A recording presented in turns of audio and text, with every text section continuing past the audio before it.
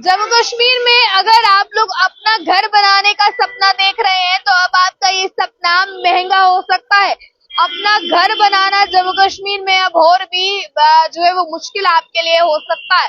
अब दरअसल ऐसा मैं क्यों बता रही हूँ, वो इसलिए क्योंकि रेत और बजरी के जो रेट्स हैं उनमें इजाफा होने वाला है।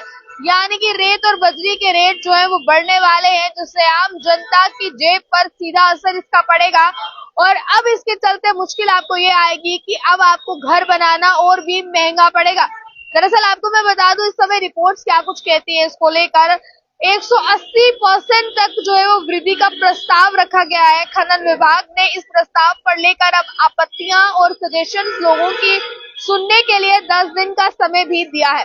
दरअसल भूविज्ञान और खनन विभाग जम्मू कश्मीर ने रेत और बजरी सहित अन्य खनन सामग्रियां यानी कि घर बनाने के लिए इस्तेमाल होने वाली चीजें जो है उसके अभी फिलहाल इसको बढ़ाने की तैयारी जो है वो की है। विभाग ने टेक्निकी कमेटी को 50% से अधिकतम 180% तक जो है वो बताया है रॉयल्टी बढ़ाने का प्रस्ताव रखा है।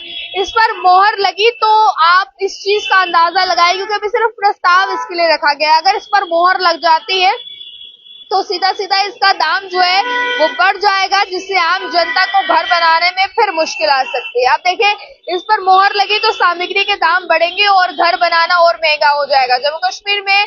इसके साथ ही आपको ये भी बता दूं, रियायत भंडारण और इसी के साथ साथ अवैध खनन रोकथाम अधिनियम की बात की जाए तो रोकथाम नियम 2016 के नियम 99 में जो है इसमें बताया ये गया था कि इसके रेट्स, रेत और बजरी के रेट्स की मैं बात करूं या खनन सामग्रियों के रेट्स की मैं बात करूं तो कितने समय तक बाद आप इसके रेट्स को बढ़ा सकते हैं। तो प्रावधान के तहत सरकार के पास इसके रेट्स को बढ़ाने के लिए 3 साल में एक बार बढ़ाने का जो डिसीजन है वो होता है कि 3 साल में एक बार इनके रेट्स को जो है वो बढ़ा सकती है सरकार।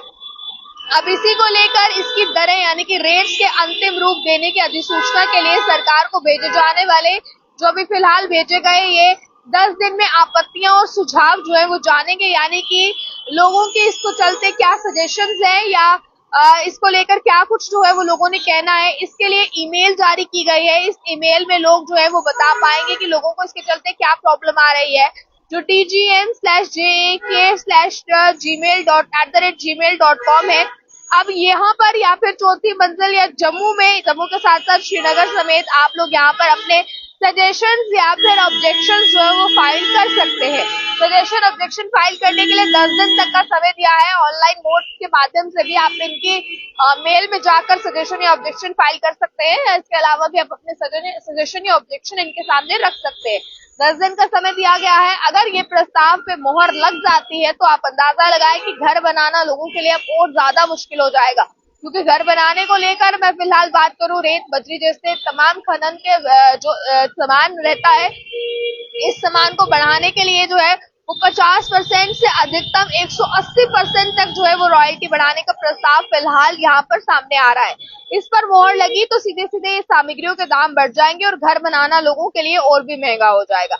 अब इसको लेकर फिलहाल आम जनता का क्या कहना है, क्योंकि 10 दिन के सजेशन और ऑब्जेक्शन के लिए समय जो है वो रखा गया है, पर आम जनता का इसको लेकर क्या कहना है, क्योंकि जितने भी लोगों ने ख्वाब अपने घर के देखे थे कि अपना घर बनाएंगे, अब अगर इस प्रस्ताव पे, हालांकि अभी तक तो पुराने रेट्स ही चल रहे हैं, पर इनके पास ये नियम है, इनके पास ये राइट है कि ये 3 सालों में एक बार इसके रेट्स को बढ़ा सकते हैं। और अगर अब इन्होंने इस रेट को बढ़ाया तो साफ तौर पर जो रेत और बजरी है ये महंगी हो जाएगी, जो आपके घर बनाने में इस्तेमाल होती है। तो आपके घर बनाने की जो लागत है यानी कि जो टोटल वैल्यू, जो टोटल पैसे का खर्च आपके घर बनाने के लिए आता है वो और भी ज्यादा महंगा हो जाएगा। इस पर अपनी राय को रखिएगा कमेंट बॉक्स में। ज्यादा जानकारी के लिए देखते रहे एनी टाइम।